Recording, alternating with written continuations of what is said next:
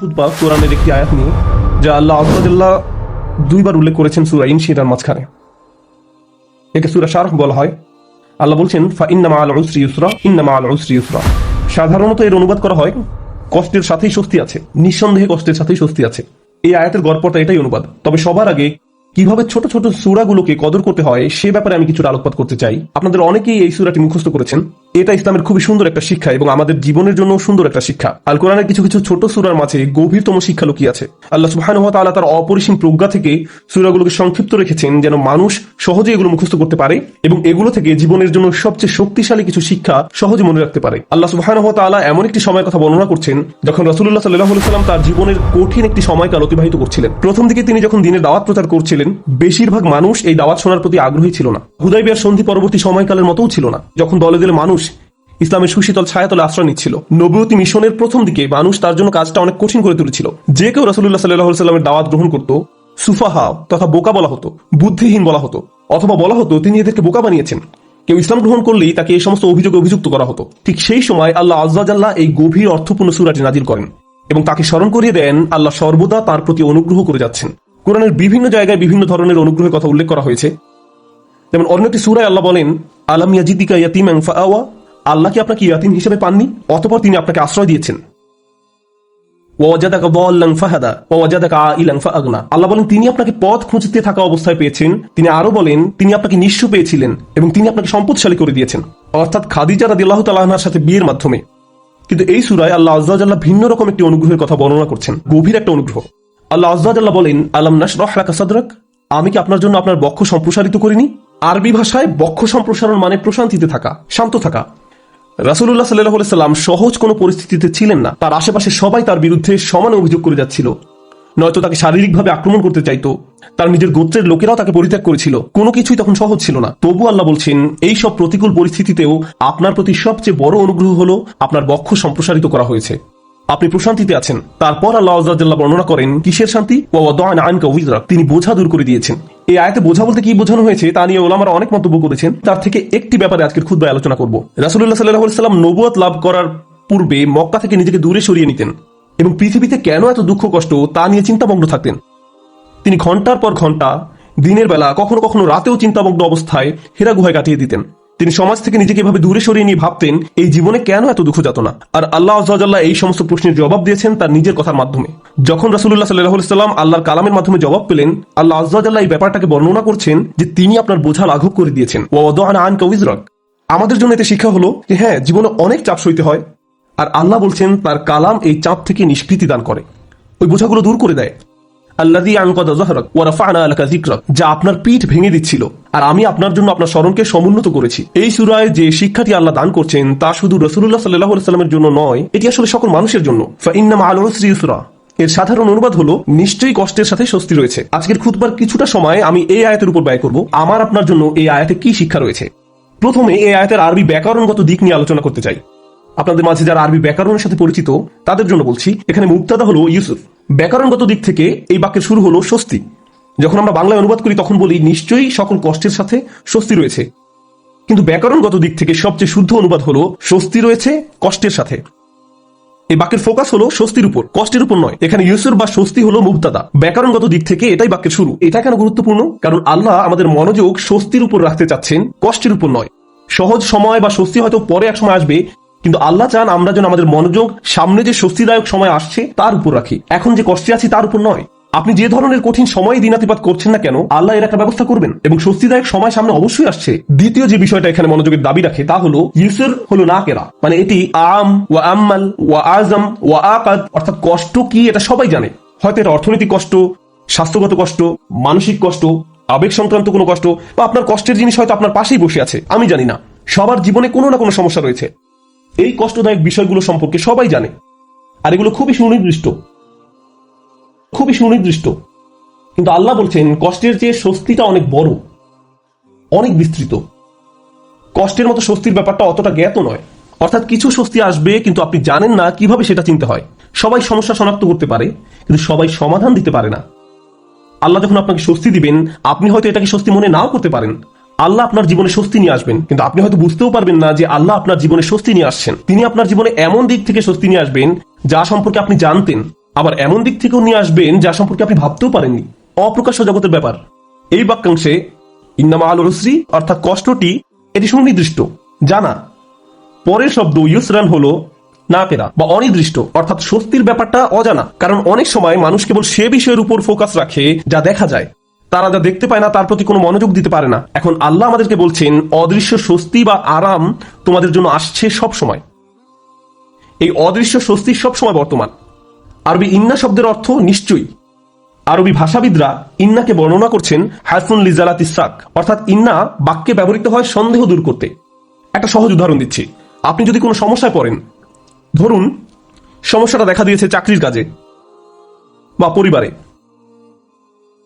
এখন কেউ এসে বলল, আরে ভাই এটা কোনো সমস্যাই না। আপনি বললেন এটা একটা বিশাল সমস্যা, অর্থাৎ সমস্যাটা সম্পর্কে আপনার মনে কোনো সন্দেহ নেই, কিন্তু সমাধান নিয়ে সন্দেহ আছে।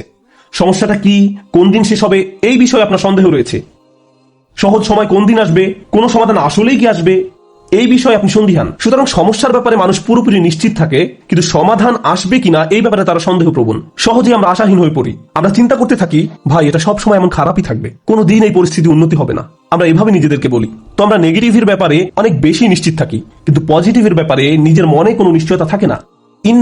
তিনি ইন্না যে শব্দটি সন্দেহ দূর করে তা ব্যবহার করে আমাদের জানাচ্ছেন কোনো সন্দেহ নেই, স্বস্তি রয়েছে কষ্টের সাথে।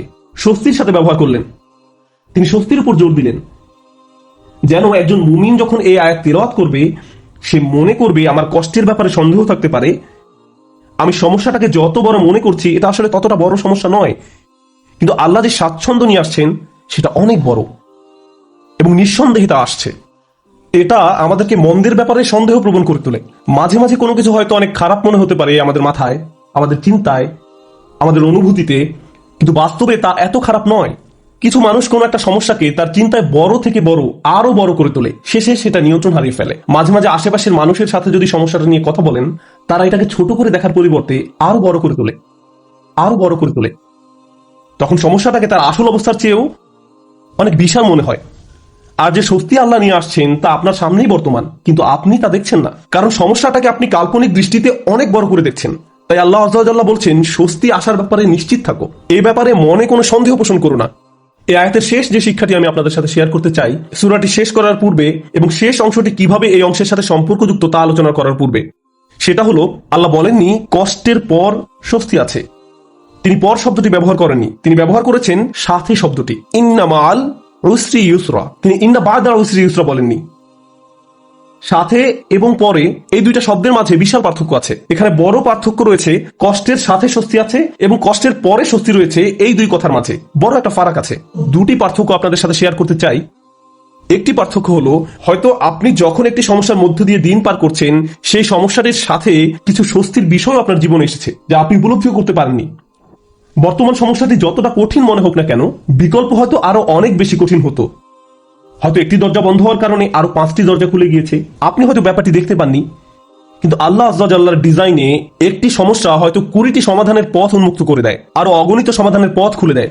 এজন্য ওই স্বস্তিদায়ক বিষয়গুলো আসার জন্য এই সমস্যাটি ঘটার দরকার ছিল। এটি আল্লাহর বিজ্ঞ ডিজাইনের অংশ, আমরা হয়তো তা শনাক্ত করতে পারি না। অন্য কথায়, হ্যাঁ আমার মন বলছে আমি সমস্যার মধ্যে দিয়ে যাচ্ছি, কিন্তু এই সমস্যার মধ্য দিয়ে আল্লাহ আমার জীবনে স্বস্তি নিয়ে আসছেন নিশ্চিতভাবেই, শুধু আমাকে সেটা খুঁজে পেতে হবে। সমস্যা আমি দেখতে পাচ্ছি, কিন্তু সমাধান কোথায় সেটা আমাকে খুঁজে বের করতে হবে। জীবনে আমরা যত ভয়ানক অভিজ্ঞতার মধ্য দিয়ে যাই, তখন আমরা এভাবে প্রশ্ন করি যে আমাকে কেন এই বিপদে ফেলা হলো, কেন আমার সাথে এমন হচ্ছে, আমি কি এমন অন্যায় করেছি, এর থেকে ভালো কি আসবে।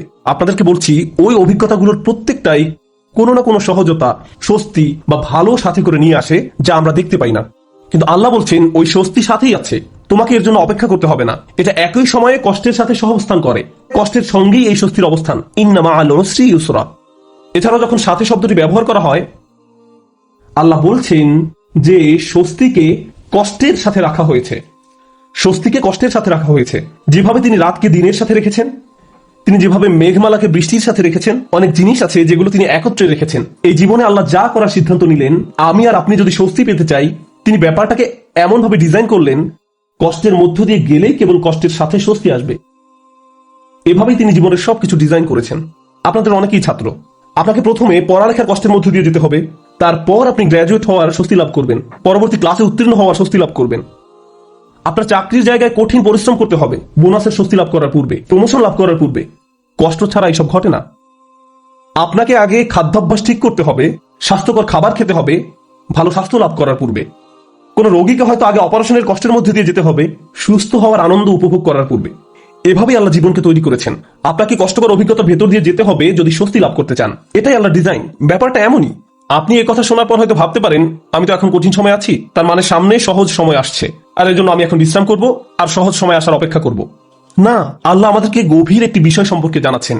আপনাকে কঠিন সময়ে কঠোর পরিশ্রম করে যেতে হবে। বসে বসে এমনটি ভাবলে হবে না যে আল্লাহ তো সহজে প্রতিশ্রুতি দিয়েছেন, তাই আমি তার অপেক্ষায় থাকবো আর বসে বসে কাঁদবো। No. এই জন্য তিনি পরের আয়াতে আমাদের রাসূল সাল্লাল্লাহু আলাইহি সাল্লামকে বলছেন, ফাইদা ফারাগাতা ফানসব। শক্তিশালী একটা বাক্য। অতএব যখন আপনি অবসর পান পরিশ্রম করুন।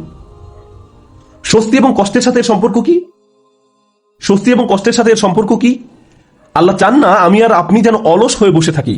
যখন আমরা কোনো কঠিন সময় থাকি তখন আল্লাহ চান আমরা যেন প্রচুর পরিশ্রম করি। অন্য মানুষদের দেখবেন যখন তারা কোনো কঠিন সময় পতিত হয় সবকিছু ছেড়ে দিয়ে একেবারে হতাশ হয়ে বসে থাকে।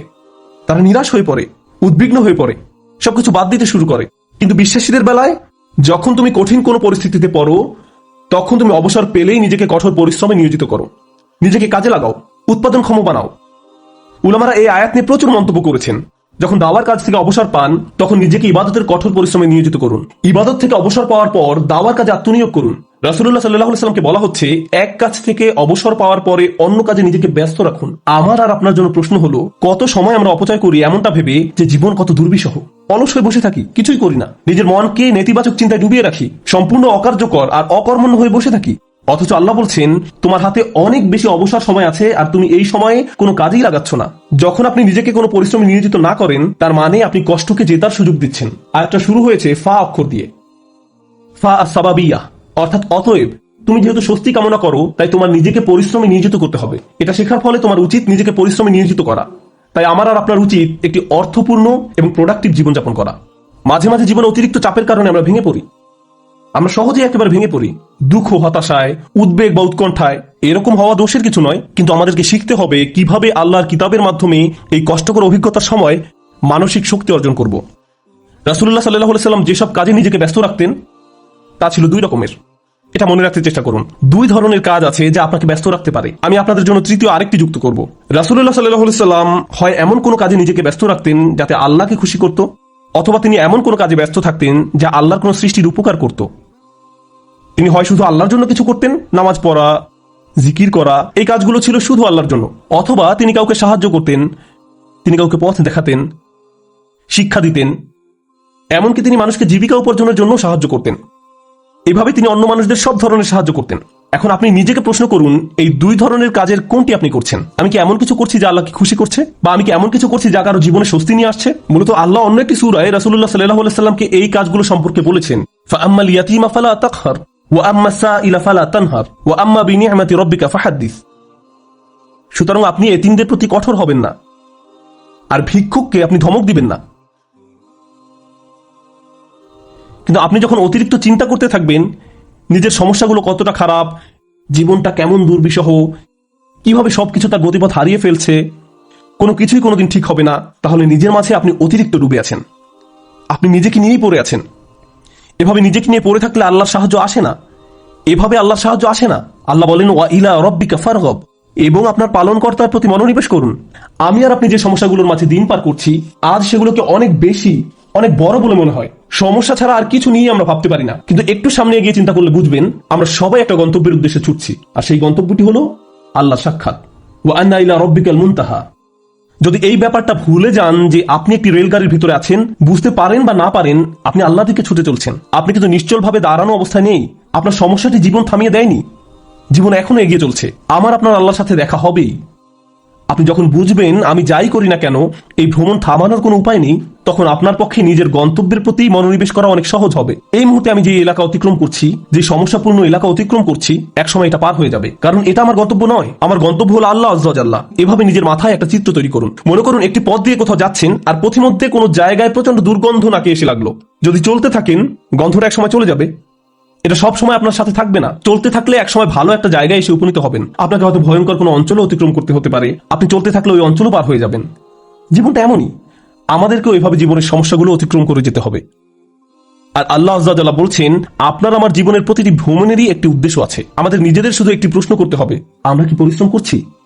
দিন শেষে আমরা কি করছি? তৃতীয় যে ব্যাপারটি নিয়ে আজ কথা বলবো, আগে আমি বলেছিলাম মহানবী সাল্লাল্লাহু আলাইহি সাল্লাম হয় আল্লাহ সন্তুষ্টির জন্য কিছু করতেন, নতুবা তার সৃষ্টির উপকারার্থে কিছু করতেন। আর আমাদের বেলায় দিনের অধিকাংশ সময় আমরা আত্মসেবায় ব্যয় করি। অবশ্যই আমাদের বিভিন্ন জিনিসের প্রয়োজন রয়েছে, আমাদের খাবারের দরকার, পোশাক পরিচ্ছদ প্রয়োজন, চাকরি বাকরি করতে হবে, কিন্তু অবসর সময় আমি কি করি? আয়াতটি কিন্তু আপনার দিনের 24 ঘন্টা সময় নিয়ে কথা বলছে না, আয়াতটি আপনার ফ্রি সময় নিয়ে কথা বলছে। আচ্ছা ঠিক আছে, আপনার এক্ষেত্রে কিছুই করার নেই, আপনাকে ভোর 5টায় ঘুম থেকে উঠতে হয়, 6টার মধ্যে অফিসে পৌঁছতে হয় এবং সন্ধ্যা 6টা পর্যন্ত অফিস করতে হয়, 7:30টা পর্যন্ত ট্রাফিক জ্যামে আটকা থাকতে হয়। ঠিক আছে, কোনো সমস্যা নেই, আপনার কোনো অবসর নেই। কিন্তু যখন অবসর পান তখন কি করে সময় পার করেন? যখন ফ্রি থাকেন সে সময় কি করেন? আল্লাহ আপনার জীবনে সহজ সময় আনবেন কিনা তা নির্ভর করে আপনার অবসর সময় আপনি কি করেন তার উপরে। অবসর সময়ের কর্মকাণ্ড তা নির্ধারণ করবে। আপনি নিজের প্রতি সৎ থেকে আমাদেরকে প্রশ্ন করতে হবে, অবসর পেলে আমরা কি করি? আর আমাদের ছেলে মেয়েদের কিভাবে অবসর কাটাতে শেখাই? যখনই তারা একটু ফ্রি সময় পায় ভিডিও গেম খেলা শুরু করে, যখনই তারা একটু ফ্রি সময় পায় টিভি ছেড়ে দেয়। আমরা উপকারী কিছু করছি না, আমরা প্রোডাক্টিভ কিছু করছি না। একটু সময় পেলে আমরা স্বার্থপর বিনোদনে ব্যস্ত হয়ে পড়ি, স্বার্থপর ভোগবিলাসে যুক্ত হয়ে পড়ি। মাথার মধ্যে শুধু এই চিন্তাগুলো ঘুরপাক খেতে থাকে, দুপুরে কি খাবো, রাতে কি খাবো, কোন সিনেমাটা দেখবো, কিছু দেখতে চাও, কিছু খেলতে চাও। দিন রাত সারাক্ষণ শুধু বিনোদন, ভোগবিলাস আর অর্থহীন রঙ্গরসে ডুবে থাকা। আমাদের জীবন এমনই হয়ে গিয়েছে। কিভাবে এটা ফানসাব? এটা ফানসাব নয়, আল্লাহর এই নির্দেশে ফাইজা ফারাগতা ফানসাব। কোন ব্যক্তি যদি এভাবে আমোদ প্রমোদের মাঝে নিজেকে হারিয়ে ফেলে তখন কি হবে জানেন? এগুলো তার জীবনকে আরো কঠিন করে তুলবে। আমি বলছি না আপনি কোনো কিছু খেলতে পারবেন না বা কোনো ধরনের বিনোদন করতে পারবেন না। আমি জানি এটা গ্রীষ্মের সময়, স্কুল ছুটির কারণে বাচ্চারা এখন খেলাধুলা করতে চায়, এটা ঠিক আছে, কিন্তু তাদেরকে একই সাথে শেখাতে হবে কিভাবে সময়ের উত্তম ব্যবহার করতে হয়। তারা এটা শিখতে পারবে না যদি তারা আপনার কাছ থেকে না শেখে। আমরা যদি অবসর সময় পেলেই অপচয় করা শুরু করি, অর্থহীন কাজে নষ্ট করে ফেলি, উপকারী কোনো কাজে সময় ব্যয় না করি, তাহলে তারাও এই অভ্যাস আমাদের কাছ থেকে আয়ত্ত করবে। আমরা দৃষ্টান্ত রেখে যাচ্ছি, আমরা আমাদের আচার আচরণকে তাদের জন্য অনুকরণীয় হিসেবে উপস্থাপন করছি। আমরা এই আয়াত অনুযায়ী জীবনযাপন করলে তারা প্রশ্ন করবে, কেন তুমি সারাক্ষণ ব্যস্ত থাকো? কেন আমরা সবসময় কাউকে না কাউকে সাহায্য করি? আমরা এতবার মসজিদে কেন যাই? আমরা সারাক্ষণ এটা ওটা শিখছি কেন? আমাদের অবসর কোথায়? ফাইদা ফারাগতা ফানসাব, অর্থাৎ অতএব যখন অবসর পান পরিশ্রম করুন। فإن مع العسر يسرا إن مع العسر يسرا فإذا فرغت فانصب وإلى ربك فارغب। নিশ্চয়ই কষ্টের সাথে স্বস্তি রয়েছে। এই নির্দেশগুলো আল্লাহ আমাদের মহানবী সাল্লাল্লাহু আলাইহি সাল্লামকে প্রদান করেছিলেন। এই বিষয়গুলোর উপর ফোকাস করতে তাকে নির্দেশ দেওয়া হয়েছিল সাল্লাল্লাহু আলাইহি সাল্লাম। আমরা যদি আমাদের জীবনকে উন্নত করতে চাই, আমাদেরকেও এই শিক্ষাগুলো নিজেদের জীবনে বাস্তবায়ন করতে হবে। আমাদের সবারই জীবনে কোনো না কোনো সমস্যা রয়েছে। একটি সমস্যার সবচেয়ে বড় কঠিন দিক কোনটি? সমস্যার বাহ্যিক দিক মোকাবেলা করা সবচেয়ে কঠিন নয়, সবচেয়ে কষ্টকর ব্যাপারটি ঘটে আমাদের হৃদয়ে। সবচেয়ে দুরূহ ব্যাপার হলো সমস্যার সময় আমার অনুভূতি নিয়ন্ত্রণ করা। এটা আমাকে পুরোপুরি অসার, নিস্তেজ বানিয়ে দেয়। এখন সূরাটির দিকে লক্ষ্য করুন। প্রথমে যে স্বস্তি আল্লাহ আমাদের রাসূল সাল্লাল্লাহু আলাইহি ওয়াসাল্লামকে প্রদান করেন, আলাম নাশরাহ লাকা সাদরাক, হে নবী আমি কি তোমার বক্ষদেশ প্রসারিত করে দেইনি? আমি তোমাকে প্রশান্তি দান করেছি। এখন মানুষ যখন শুনতে পায় আল্লাহ সুবহানাহু ওয়া তাআলা মহানবী সাল্লাল্লাহু আলাইহি ওয়াসাল্লামকে মানসিক প্রশান্তি দান করেছেন, একজন মানুষের জন্য সম্ভাব্য সবচেয়ে যাতনাদায়ক সময়েও তিনি মানসিক দিক থেকে প্রশান্তিতে ছিলেন। ফাইদা ফারাগতা ফানসাব ওয়া ইলা রাব্বিকা ফারগাব। অতএব যখন অবসর পান পরিশ্রম করুন এবং আপনার পালনকর্তার প্রতি মনোনিবেশ করুন। আমরা যদি এই কাজটি করতে পারি তাহলে আশেপাশের মানুষ আমাদের সম্পর্কে যাই বলুক না কেন এতে কিছুই যায় আসে না। বাহ্যিক দিক থেকে আমরা যে সংকটেই থাকি না কেন তাতেও কিছু যায় আসে না। আমরা মানসিক দিক থেকে দারুণ প্রশান্তিতে থাকবো। অন্য সবাই তো কাঁদবে, নার্ভাস হয়ে থাকবে, কিন্তু আপনি নিজেকে প্রশান্ত পাবেন, কারণ আপনি এই মহাসত্য অনুযায়ী পথে চলেছেন। আমি দোয়া করি আল্লাহ আযজা ওয়া জাল্লা যেন আমাদের সবার অন্তরে প্রশান্তি দান করেন।